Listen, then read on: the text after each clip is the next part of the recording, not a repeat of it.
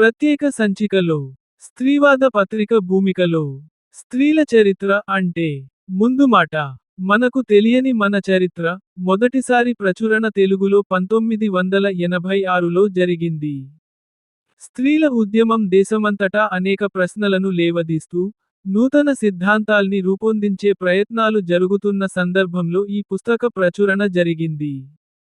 తెలంగాణ పోరాటంలో ప్రముఖ పాత్ర వహించిన స్త్రీల మౌఖిక చరిత్రల్ని వెలుగులోకి తీసుకుని రావాలని చేసిన ప్రయత్నం అది. పుస్తకం వచ్చిన తర్వాత విమర్శలు, ప్రశంసలు అనేకం వచ్చాయి. స్త్రీలకు చరిత్ర అంటూ లేకుండా చేసినటువంటి భావజాలాన్ని విమర్శకు పెడుతున్నటువంటి పుస్తకం ఇది అని కొంతమంది అంటే, చరిత్ర అంటే వ్యక్తిగతమైన అనుభవాలు మాత్రమే కాదని విమర్శించిన వారు మరికొందరు. విమర్శల్లో మౌఖికంగా వచ్చినవే ఎక్కువ. రాతపూర్వకంగా వచ్చింది తక్కువ. ఆ తర్వాత వచ్చిన ఇంగ్లీషు అనువాదానికి కూడా మంచి స్పందన లభించింది.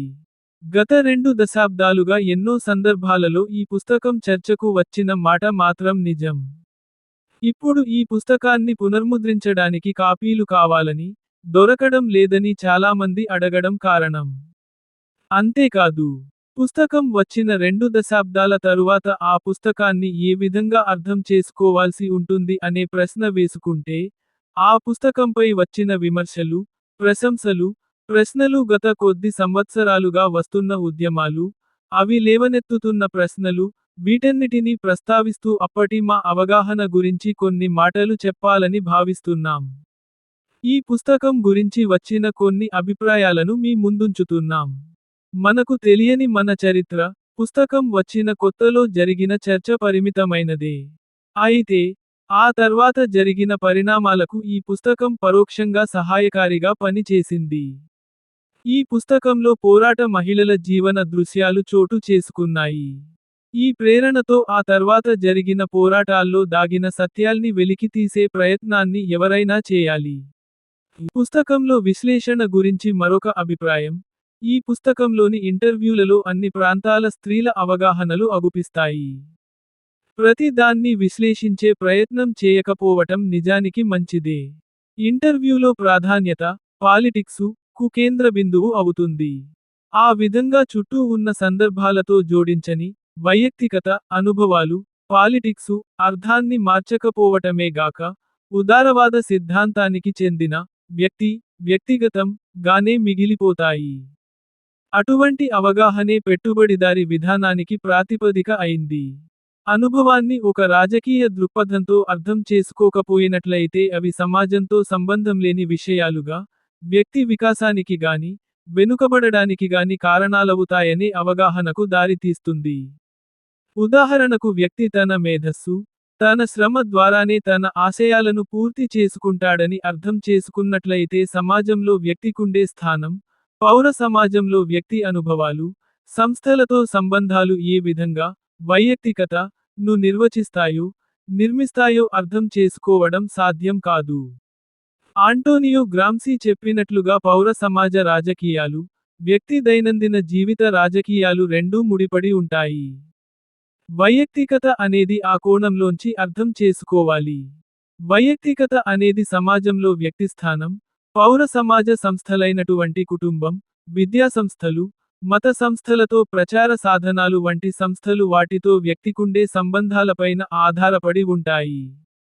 వీటన్నింటిలో వ్యక్తికుండే స్థానం, వర్గం, కులం, మతం, జెండర్లో ముడిపడే ఉంటాయి.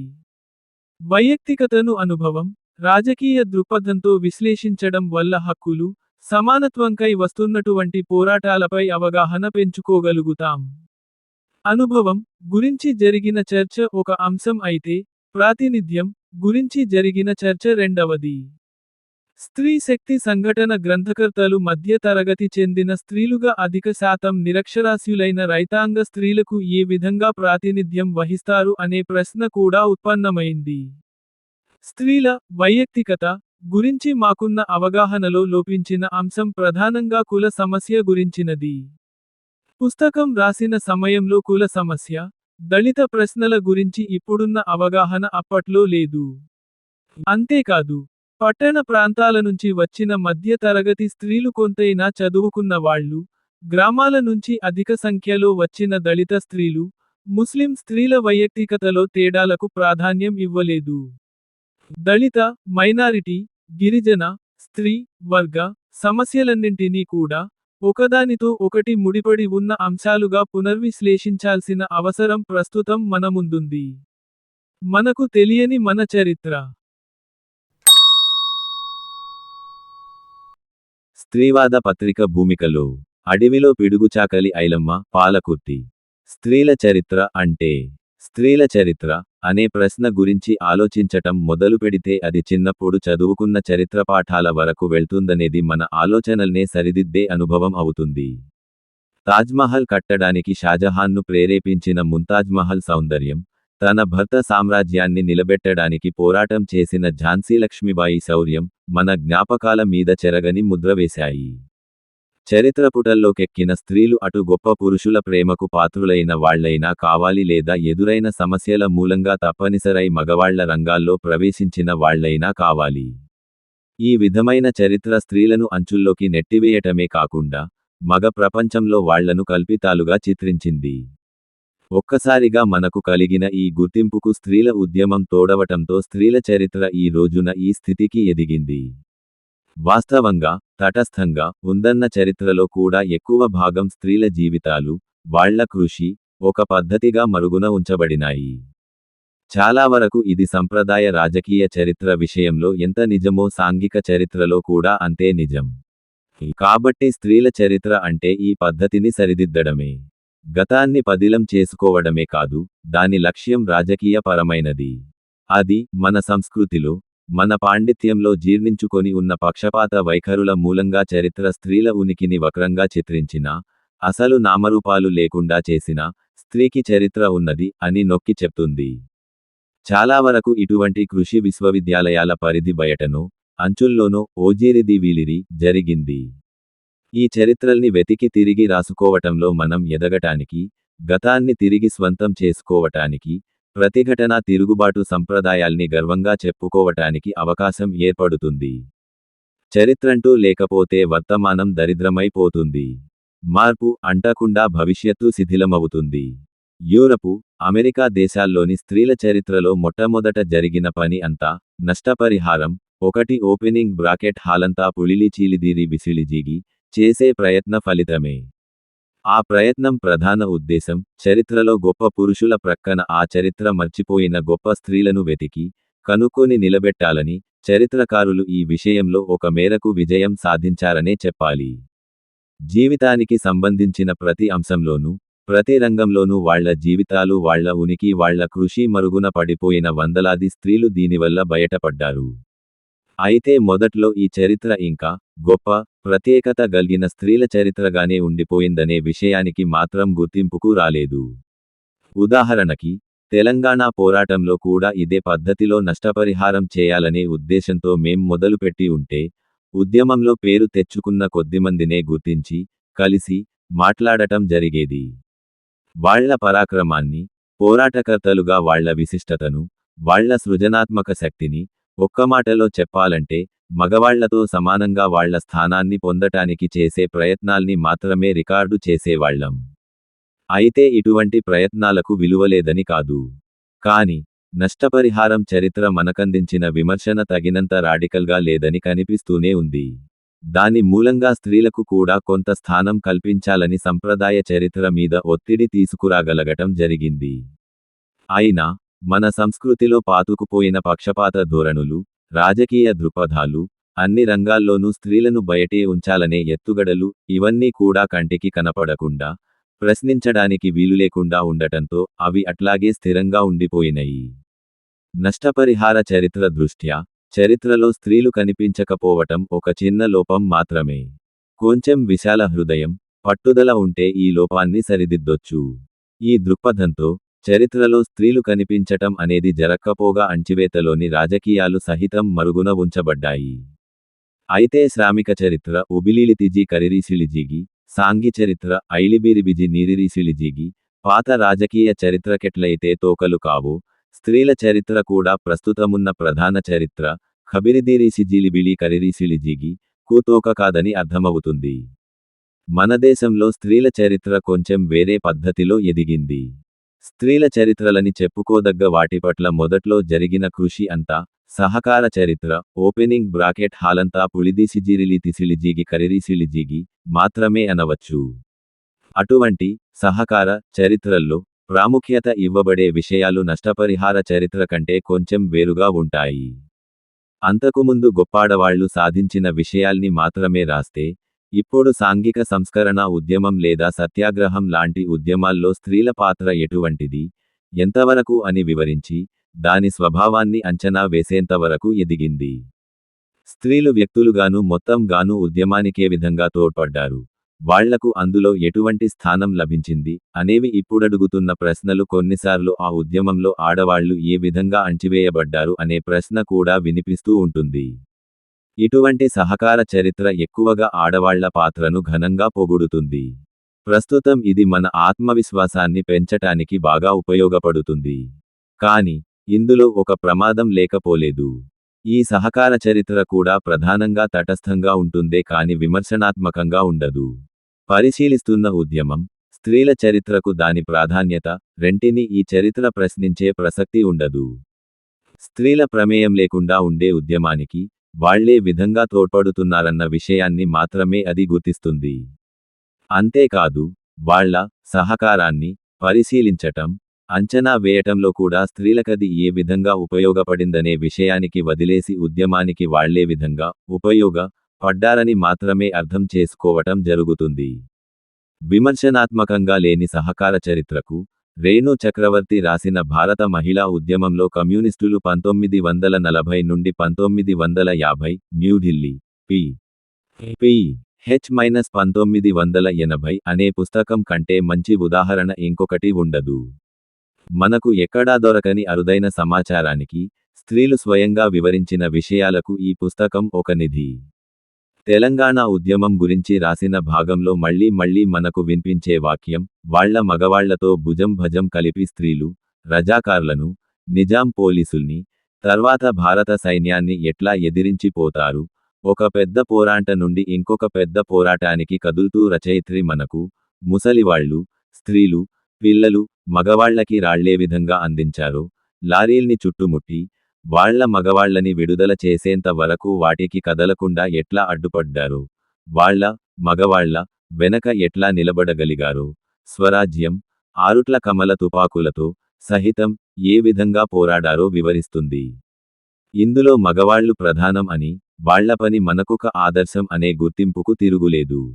అదే కాకుండా ఈ చరిత్రకు, తెలంగాణ ఉద్యమానికి పట్టణాల్నుంచి పల్లెల్లోనుంచి ఏ పద్ధతుల్లో మద్దతు దొరికింది అనే విషయాల్ని పోల్చి చూడటమే లక్ష్యం. ఇంకో విధంగా చెప్పాలంటే, ఇది నిజానికి స్త్రీల ఉద్యమంలో కమ్యూనిస్టుల గురించి అనే కంటే, కమ్యూనిస్టు ఉద్యమంలో స్త్రీల గురించి రాసిన పుస్తకం అనటం బాగుంటుంది. రచయిత్రికి స్త్రీల ఉద్యమం గురించి ఉన్న అవగాహనలోని హద్దులు చాలా స్పష్టంగా మనకు తెలుస్తాయనటంలో ఆశ్చర్యం లేదు. తెలంగాణ గురించి రాసేటప్పుడు ఆమె, ఈ మహత్తర పోరాటంలో శతాబ్దాలుగా ఫ్యూడల్ బంధాలతో అణిగిపోయిన స్త్రీలు వాటి నుంచి విముక్తులవటానికి ఎంతో గొప్ప పోరాట పటిమ, శక్తి చూపించారు అంటుంది. ఇక్కడ సమస్యలకే గాని, ప్రశ్నలకి గాని అవకాశం లేదు. రచయిత్రి తను చెప్పుకుపోయిన ధోరణిలో తనకు ఉన్న నిశ్చలమైన నమ్మకం స్పష్టంగా కనిపిస్తుంది. బహుశా అందుకే కావచ్చు, 1921లో లెనిన్ నిర్దేశించిన విషయాన్ని తన ముందు మాటలో అంతే నమ్మకంతో వాడగలిగింది. అణచివేతను, అసమానతను తొలగించటానికి ప్రపంచంలో ఏ పార్టీ ఏ విప్లవమూ పనిచేయనంత నిజాయితీతో బోల్షెవిక్, సోషలిస్ట్ విప్లవం కృషి చేస్తున్నదని లెనిన్ గట్టిగా చెప్పాడు.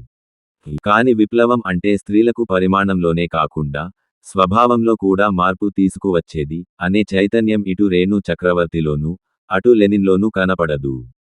ఉదాహరణకు, చక్రవర్తి చాలా వివరంగా రాసిన ఒక ముఖ్యమైన ఉద్యమాన్ని, స్త్రీలకు, పరిశీలిద్దాం. గెరిల్లా పోరాటం గురించి రాస్తున్న క్రమంలో స్థానిక అధికారులపై, స్త్రీలకు లెట్రిన్లు కట్టాలని ఒక సంఘం నిర్ణయాత్మకంగా పూనుకోవటాన్ని రచయిత్రి వివరిస్తుంది.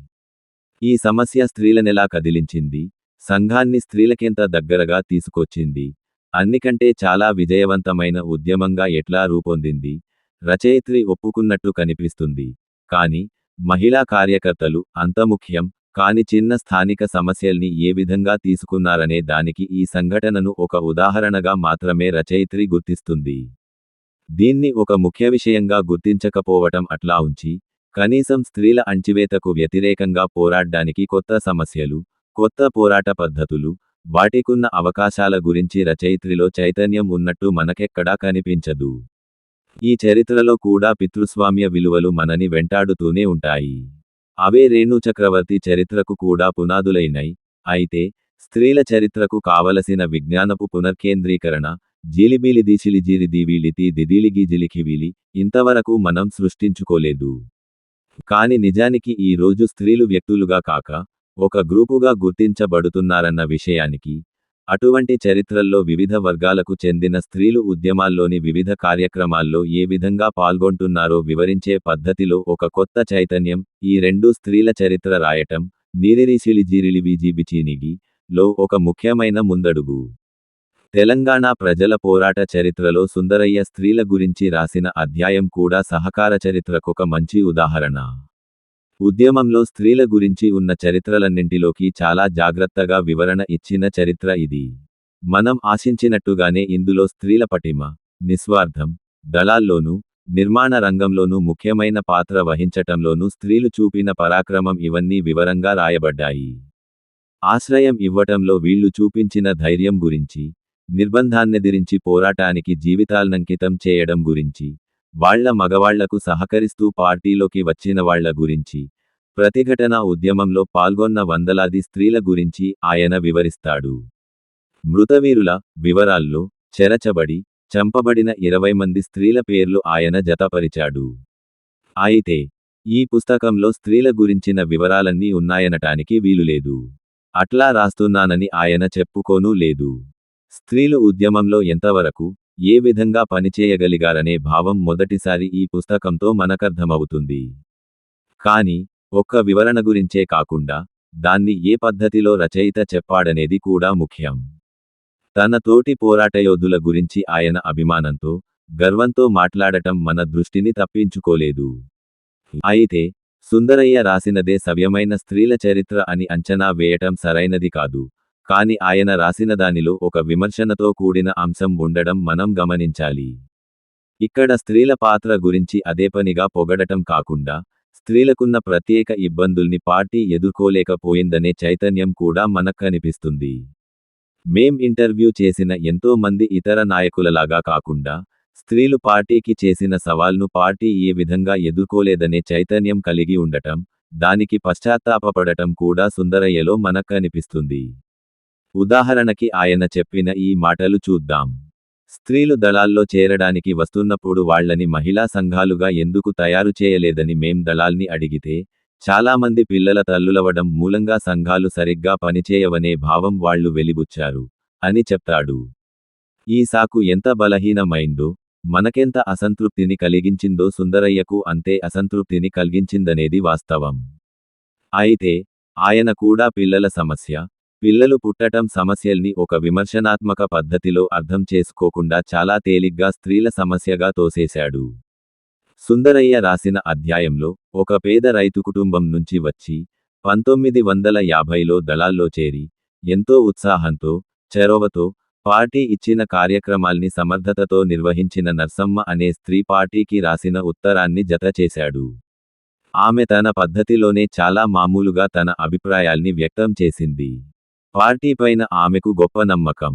ఆమె చదువుకోవటానికి, కాడరుకు శిక్షణ ఇవ్వటానికి కూడా ఎంతో కృషి చేసింది. పార్టీకి ఆమె రాసిన ఉత్తరం, ఉద్యమంలో స్త్రీల చరిత్రకు చాలా ముఖ్యమైన డాక్యుమెంటు. ఆమె విమర్శకు సుందరయ్య చాలా ప్రాముఖ్యత ఇచ్చాడనేది మనకు అర్థమవుతుంది. ఆ ఉత్తరం ఇట్లా ఉంది: నిజాం రజాకార్ల సమయంలో మనం అన్నీ చేశాం కాని పెద్ద ఎత్తున కదిలి వస్తున్న జనం చొరవను, స్వయంగా వాళ్ల కర్తవ్యాల్ని నిర్వహించుకోగలిగే శక్తిని మనం గట్టిపరచలేకపోయాం. యూనియన్ సైన్యాలొచ్చిన తర్వాత కూడా ఇదే ధోరణి కొనసాగింది.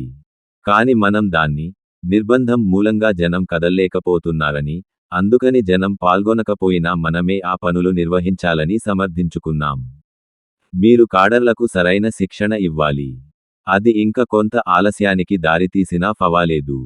అట్లా అయితేనే వాళ్ళు ఒక మంచి అవగాహనతో గ్రామాలకెళ్ళి పనిచేయగలుగుతారు.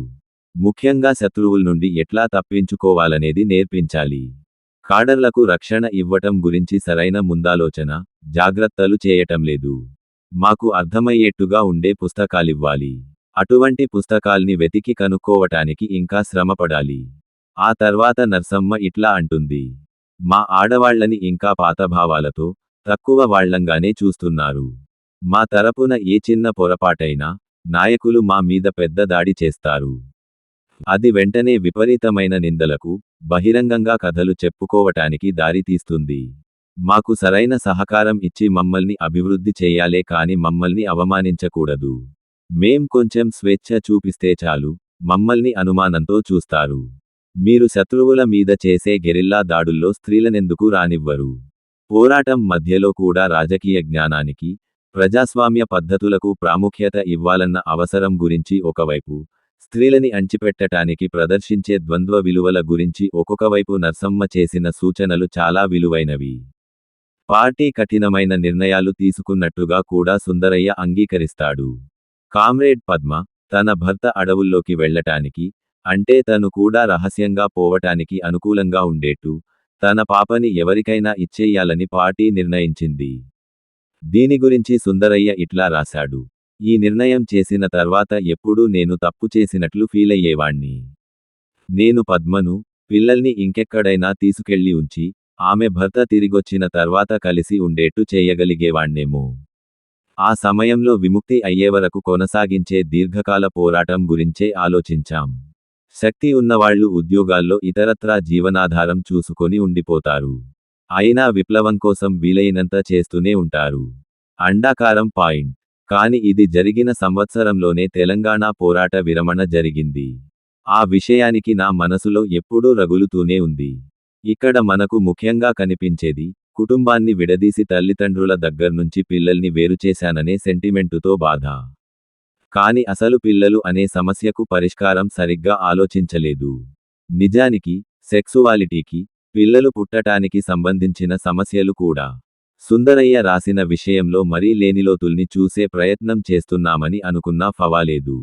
కాని, నిజానికి ఆ సమస్యలకు ప్రాధాన్యత ఇవ్వకపోవటం అటువంటి ఉద్యమంలో పెద్దలోపం అని చెప్పక తప్పదు. ఇటువంటి చరిత్ర సహకార చరిత్ర కంటే చాలా ముందుకు పోయిందనే విషయానికి అర్థమవుతూనే ఉంది.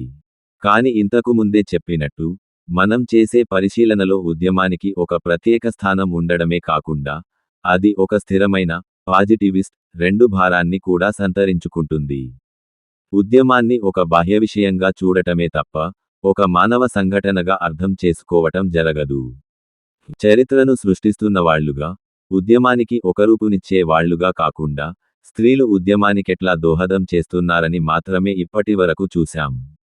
ఉద్యమం వాళ్లపైన ఎటువంటి ప్రభావాల్ని చూపింది, వాళ్లు నిలదొక్కుకోవటానికి చేసిన పోరాటాలేమిటి, వాళ్ల చైతన్యం ఎట్లా పెరిగింది, లేదా ఎట్లా మొద్దుబారింది, దాదాపు ఈ విషయాలన్నిటినీ నిర్లక్ష్యం చేయకపోయినా, వాటికున్న రాజకీయ స్వభావాన్ని మాత్రం గుర్తించటం జరగలేదు.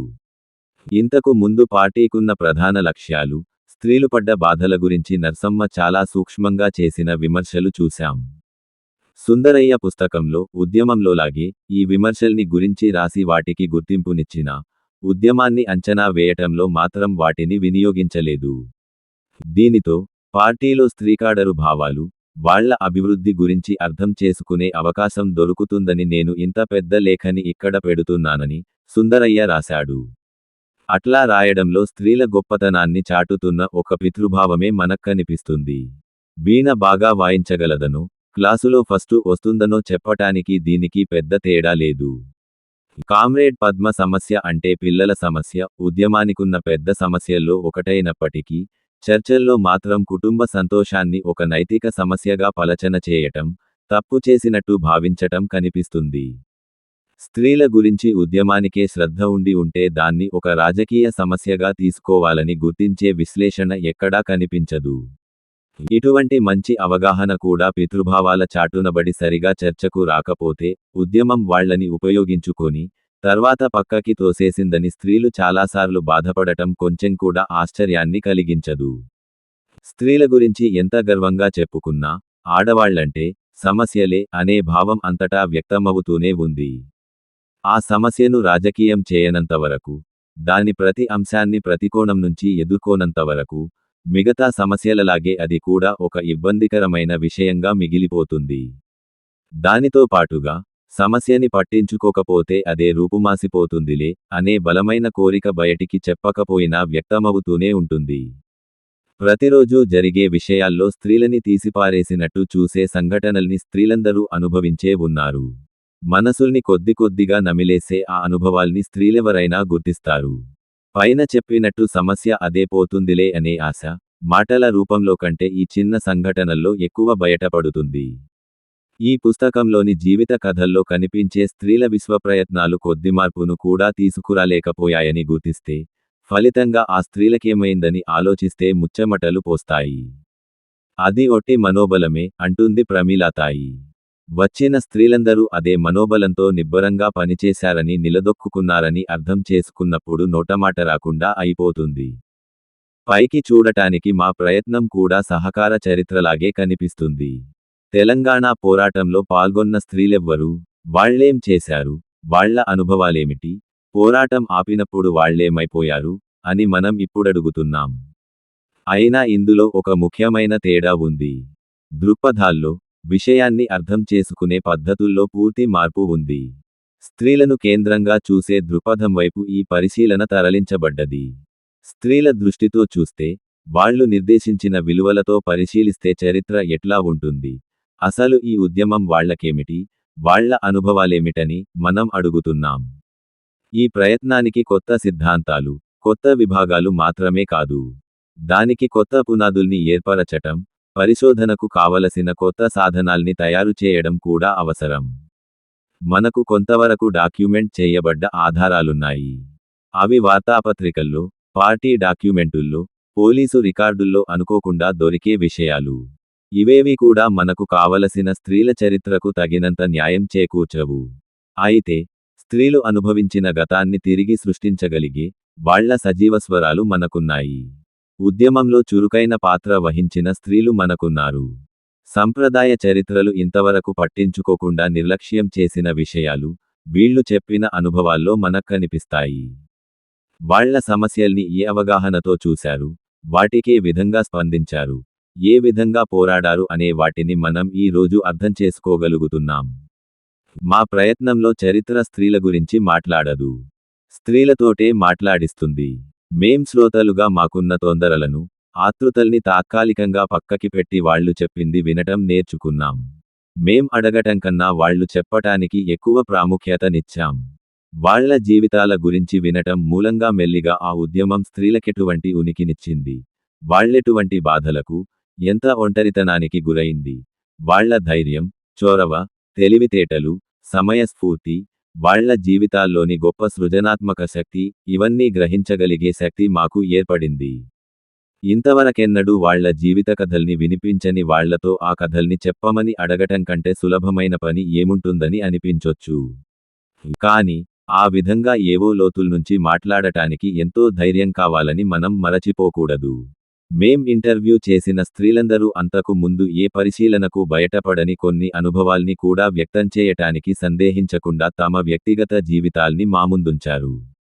అట్లా చేయడంలో శతాబ్దాలుగా పేరుకుపోయిన నిశ్శబ్దాన్ని వాళ్లు ఛేదించారు. ఇప్పటివరకు వ్యక్తం చేయని విషయాల గురించి, చెప్పని అనుభవాల గురించి చెప్పాలంటే కొత్త పదాల్ని ఉపయోగించటానికి భాష కూడా విస్తరింపజేయాల్సి వస్తుంది. ఈ జీవిత కథల్ని మనం చదువుతున్నప్పుడు వినిపించటానికి కృషి చేస్తున్న నిశ్శబ్దపు భాష, ఒక మౌఖిక చరిత్రకారుడు ఉపయోగించిన పదం, జిబిదివితిబివిలిలితి రీరిజిలిదిబిలి, ను వినటం నేర్చుకోవాలి. అక్కడక్కడ ఆగిపోవటాన్ని, బూగిసలాడటాన్ని, అస్పష్టతను, మనం వినితీరాలా నుకున్న ప్రశ్నల్ని పక్కకు నెట్టేయటాన్ని, చెప్పినదాన్ని మళ్లీ మళ్లీ నొక్కి చెప్పే అవసరాన్ని మనం అర్థం చేసుకోవటం తప్పనిసరి. దూడల సాలమ్మ గంట కొట్టినట్టు పదే పదే తనకురాని పెన్షను గురించి మాట్లాడటంలో తను త్యాగం చేసిన జీవితం గురించి, చెదిరిపోయిన తల కలల గురించి మనకు వినిపిస్తుంది. కాని ఆమెలో ప్రియంవదలాగా కళ్లకు కట్టినట్టు వర్ణించే శక్తి లేదు. ప్రియంవద అంటుంది, మా ఆశలు కోడిగుడ్డు చిదిపితే చితికినట్టు అయిపోయినై అని. కానీ దూడలసాలమ్మ మాటలు అదే స్పష్టతతో అంతే బాధను కలిగిస్తాయనటంలో సందేహం లేదు. పబ్లిక్ చరిత్రలకు పెద్ద విస్తృత ఖబిబీజీలి చరిత్రలకు ఒక నిర్ణీతమైన భాష, పద్ధతి, ఎవరూ ప్రశ్నించలేని ఎదిరించలేని అధికారయుతమైన స్థానం నుండి వచ్చే ఒక స్పష్టత ఉన్నాయి. నిజానికి దానికున్న అధికారంతో అనుభవాన్ని వక్రీకరించి, మొద్దుబారేట్టు చేసి, దాని స్వభావానికి వ్యతిరేకమైన జ్ఞాపకాల్ని తుడిచిపెట్టగలిగే శక్తి ఆ చరిత్రకుంది. ఏ విషయాల్లోనైతే మనకు ప్రోత్సాహం దొరకదో, ఆ విషయాల్నే మనం క్రమంగా మర్చిపోవడం జరుగుతుంది. మేం విన్న జీవిత కథల్లో చాలాసార్లు, పబ్లిక్ పరిధిలోకి రాని, సబబైనవనిపించని అనుభవాల్ని, విజ్ఞానాన్ని, తిరిగి ఆలోచనల్లో అందుకోవాలని చేసిన ప్రయత్నాలు కనిపించినయి. పబ్లిక్ జ్ఞాపకాల అవసరాలకు మించి ఏవైనా చిన్న సంఘటనలు ఎక్కడైనా మిగిలి మనకు వినిపిస్తే వాటిని చాలా జాగ్రత్తగా సేకరించి దాచిపెట్టుకొని విలువనివ్వాలి. తన రాజకీయ అభిప్రాయాన్ని వెలిబుచ్చినప్పుడు తననే విధంగా, ఒక ఆడదానిగా, తీసిపారేశారని ప్రమీలాతాయి చెప్పినప్పుడు వినిపించిన బాధ, పార్టీ తనకు ఆశ్రయం ఇవ్వటానికి నిరాకరించి హైదరాబాద్ నుంచి వెళ్ళిపొమ్మననప్పుడు ఆమె పడ్డ తపన ఇవన్నీ ఏదో ఊర్కే చెప్పిన వివరాలు కావు. ఇంతవరకు పబ్లిక్ గుర్తింపు ఆతిలిజిరిబి రీబిదిబిసిరిలిది పొందని అనుభవాలలో అంశాలను ఎత్తి చూపించే ముఖ్య సూచనలు. మనం విన్న విషయాలన్నీ చాలా బహిరంగంగా, దేన్నో అన్వేషిస్తున్నట్టుగా, ప్రయత్నపూర్వకంగా ఉన్నట్టున్నాయి. ఈ కథల్లో దాగి ఉన్న నిజాల్ని వినడం, ఈ చరిత్ర లోతుల్ని తెలుసుకోవటం, వీటికి ఒకసారి అలవాటు పడితే, ఒకే ధోరణిలో చెప్పుకుపోయే పబ్లిక్ చరిత్రలు చాలా నిస్తారంగా, మొరటుగా, అర్థంలేనివిగా అనిపిస్తాయి. వాటి సూత్రీకరణలు నిజమనిపించినా చాలా తక్కువ స్థాయిగా కనిపిస్తాయి. ఆడవాళ్ల ప్రపంచం ఎంత తెరవెనక దాగి ఉన్నా, మగవాళ్ల ప్రపంచంతో ముడిపడే ఉంది. ఆడమగ అందరికీ సంబంధించిన సమాజం పట్ల మన అవగాహనను మరింత రాడికల్ స్థాయిలోకి తీసుకెళ్లే అవకాశం ఈ దృక్పథంతో మనకు కలుగుతుంది. మనం ఒక పరిపూర్ణమైన మానవ చరిత్రను తయారు చేసుకోవాలంటే, అటువంటి భవిష్యత్తు వైపు సాగాలంటే, మగవాళ్ల చరిత్ర పక్కన స్త్రీల చరిత్ర ను నిలబెట్టే ప్రయత్నం సరిపోదు. మన చరిత్ర డిమాండ్ చేసే కొత్త అంచనాల్ని, కొత్త సిద్ధాంత రూపాల్ని, కొత్త మలుపుల్ని ఏర్పాటు చేసుకునే నమ్రత, నీతిలీరిజిరిసిగి ఉత్సాహం మనకుండాలి. మా గతాన్ని అన్వేషించే ఒక గ్రూపుగా, మా దృష్టిలో మౌఖిక చరిత్రకు లిజిబిజి నీరిరిసిలిజిగి ఒక ప్రత్యేకత ఉంది. రాసే భాషల్లో స్త్రీలకు సాంప్రదాయంగా స్థానం ఇవ్వకపోయినా, స్త్రీలు ఎప్పుడూ కథల్ని చెప్తూనే ఉన్నారు. ఒక సంస్కృతి, సంప్రదాయానికి సంబంధించిన నియమాల్ని ఆదర్శంగా చెప్పే కథలున్నాయి. అట్లాగే అధికారాన్ని, అన్యాయాన్ని ఎదిరించిన వాళ్ల కథలు ఉన్నాయి. పితృస్వామ్య సంస్కృతిలో సూర్యోదయాన్ని చూడని కథలు, స్త్రీలు ఒకళ్ళకొకళ్ళు ఎప్పుడూ చెప్పుకుంటూనే ఉన్నారు. సంప్రదాయంగా తల్లులు వాళ్లకు తెలిసిన విషయాల్ని, జ్ఞానాన్ని, నేర్పరితనాన్ని కూతుళ్లకు నోటిమాటలతోనే నేర్పారు. ఈ సమాంతర సంస్కృతిలో నేర్పించటం, నేర్చుకోవటం కూడా వ్యక్తుల మధ్య సన్నిహిత్వంతో, వాస్తవికతతో కూడినది. అణచివేతను ఎట్లా ఎదిరించాలి, దాని నుంచి ఎట్లా నిలదొక్కుకోవాలనే విజ్ఞానమే ఎక్కువ ఒక తరం నుండి ఇంకొక తరానికి అందివ్వబడింది. మేం జరిపిన ఇంటర్వ్యూలలో కూడా ఇట్లాంటివెన్నో సందర్భాలున్నాయి. కొన్నిసార్లు వాళ్లు మా టేపరికార్డును ఆపివేయమని చెప్పి, బయటికి చెప్పుకోగూడని, స్త్రీల రాజకీయాల కు సంబంధించిన విషయాలు మాకు చెప్పేవాళ్లు. ఈ పుస్తకం వ్రాతప్రతి చదివి అభిప్రాయం చెప్పమని అడిగితే కొందరు స్నేహితులు, ముఖ్యమైన పబ్లిక్ రాజకీయ విషయాలేమీ ఈ ఇంటర్వ్యూల్లో కనపడలేదేమిటని ఆశ్చర్యపోయారు. వాళ్లు చదివిన, విన్న ఉద్యమానికి, మా ఉపోద్ఘాతంలో రాసిన చరిత్రకి, ఈ ఇంటర్వ్యూలకి మధ్య పెద్ద చీలిక ఉన్నట్టుందని అభిప్రాయపడ్డారు. దీనర్థమేంటని అడిగారు. మీరు వాళ్లని ఈ ప్రశ్నలడగకపోవటం మూలంగా ఇట్లా అయిందా అని ప్రశ్న. అంటే అది మాలో ఉన్న పక్షపాతం మూలంగానా? లేకపోతే అసలు స్త్రీలకి ఈ రాజకీయ విషయాల వల్ల ఆసక్తి లేదా? ఈ విమర్శ చాలా సూక్ష్మంగా చేశారనిపిస్తుంది. కొన్ని ముఖ్య ప్రశ్నలన్నీ జతకూడే కేంద్రం మీదే ఈ ప్రశ్న సరిగా వేలుపెడుతుంది. ముందర మేం అడిగిన ప్రశ్నలతో సమస్యలేమిటో చూద్దాం. మేం వాళ్ల జీవితాల గురించి ప్రధానంగా చెప్పమని అడిగిన మాట వాస్తవం. వాళ్ల గురించి, వాళ్లు చేసిన పనుల గురించి తెలుసుకోవాలని, వాళ్ల అనుభవాల క్రమంలో ముఖ్యంగా బయటపడే కథల్ని వినాలని మేం కోరుకున్నాం. మాకు మీ జీవితాల గురించి చెప్పండి అన్నాం. మీరు పుట్టినప్పట్నించి ఎట్లా పెరిగింది, అప్పుడు పరిస్థితులెట్లా ఉండేవి, మీరు ఉద్యమంలో కెట్లా వచ్చింది అన్నీ చెప్పండి అని అడిగాం. తెలంగాణ సాయుధ పోరాటం గురించి మాకు చెప్పండని మేం అడగలేదు. మనం అడిగిన ప్రశ్నలకే చరిత్ర సమాధానం ఇస్తుందనే మాట వాస్తవం. అయితే మనం ఆశించిన జవాబులు మాత్రమే వస్తాయనుకోవటం సరైనది కాదు. వెట్టిచాకిరి, భూస్వాముల దౌర్జన్యం, పర్దా, మానభంగాల గురించి ఎక్కువ చెప్పలేదని మొదట్లో మేము ఆశ్చర్యపోయాం. పెళ్లిళ్ల సమస్యల గురించి, కుటుంబాల్ని వదిలి ఉద్యమంలో చేరడానికి అన్నదమ్ములు ఆడవాళ్లకి ఎట్లా సహాయం చేశారన్న విషయాల గురించి ఎక్కువగా విన్నాం. సంప్రదాయపు రాజకీయ చర్యల కంటే, స్త్రీ-పురుష సంబంధాల గురించి, పిల్లల్ని కనిపెంచటాల గురించి, స్త్రీల సంతోషాలు, టెన్షన్ల గురించి ఎక్కువ విన్నాం. పార్టీలో ప్లానులు తయారు చేసుకోవటాలు, నిర్ణయాలు తీసుకోవటాలు, సమస్యల గురించి చర్చించటాలు ఇకేవీ మాకు వినిపించలేదు. ఇక్కడ కనీసం 2 విషయాలు స్పష్టంగా తెలుస్తున్నాయి. ఒకటి, ఎటువంటి సందర్భంలో ప్రశ్న వేశాం అన్నది. ఇంటర్వ్యూకి మొదట్లో వెళ్ళినప్పుడు స్పష్టంగా మీ జీవితం గురించి చెప్పండి అని అడగలేదు. అయితే మేం ఒక ఉద్యమంలో స్త్రీల చరిత్ర రాయడానికి ఒక స్త్రీ సంఘం సభ్యులుగా వెళ్ళాం. ఈ అవగాహనకు నిర్దిష్టం లిలీశీలిబీసిరిఖీలి మీద కాకుండా వ్యక్తిపరం రీతిలీశీలిబీసిరిఖీలి మీద ఎక్కువ ప్రాధాన్యతనివ్వాలనే దృక్పథం కూడా తోడవడంతో చెప్పిన విషయాల ప్రాధాన్యతే మారింది. ఇది దాదాపు అనుకోకుండా జరిగిందే. ఉద్యమంలో స్త్రీల గురించి స్త్రీలుగానే వాళ్ళు మాతో మాట్లాడారు. అంతా కలిసి కూర్చోని గంటల తరబడి చాలా సన్నిహితంగా మాట్లాడటం జరిగింది. కొన్నిసార్లు 4-5 గంటలు కూర్చోవటం తటస్థించింది. స్త్రీల సమస్యల రాజకీయాలు కేంద్రీకృతమై ఉన్న పరిధులన్నీ వెలుగులోకొచ్చాయి.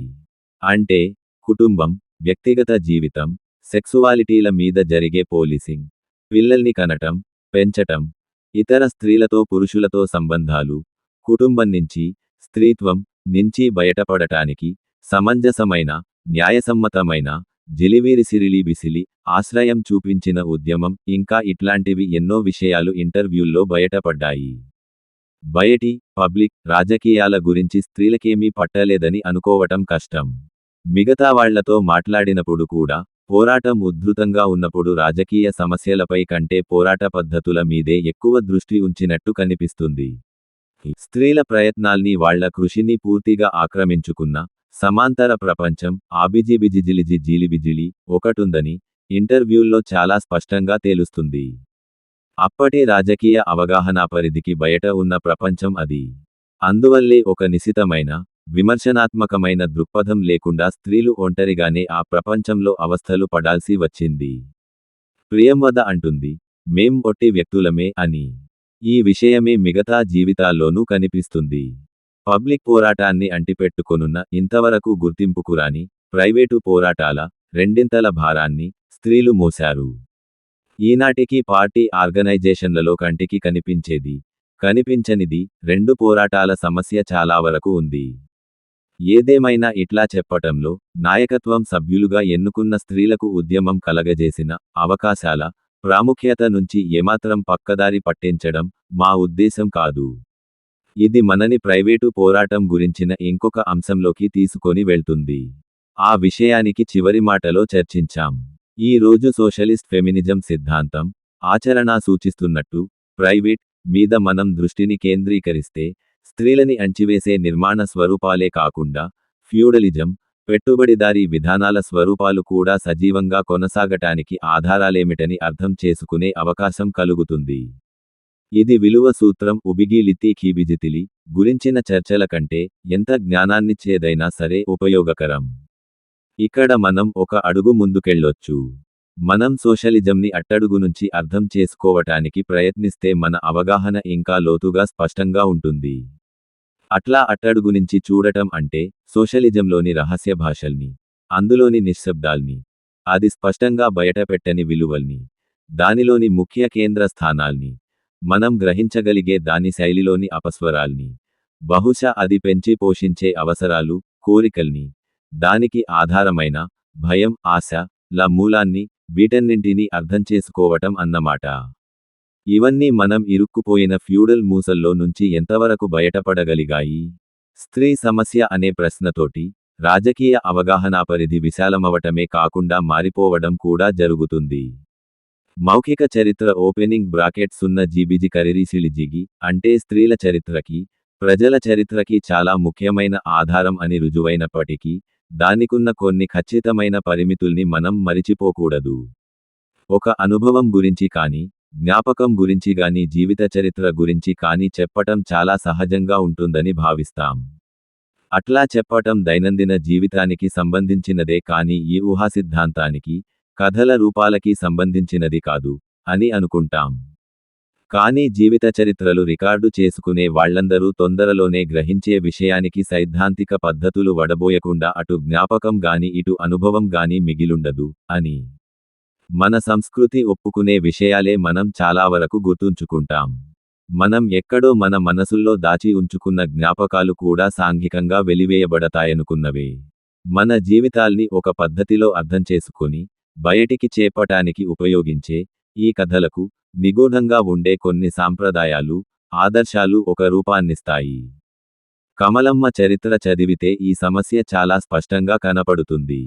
అప్పట్లో ఉన్న ఘోరమైన ఫ్యూడల్ అణచివేత గురించి కొన్ని సంఘటనలు చెప్పిన తర్వాత ఆమె, ఆ లెనినిస్ట్ పార్టీ మూలంగా నేను ఆమాత్రమైనా తెలుసుకున్నాను, మా చెల్లెలైతే అంతా మరిచిపోయింది, అని చెప్తుంది.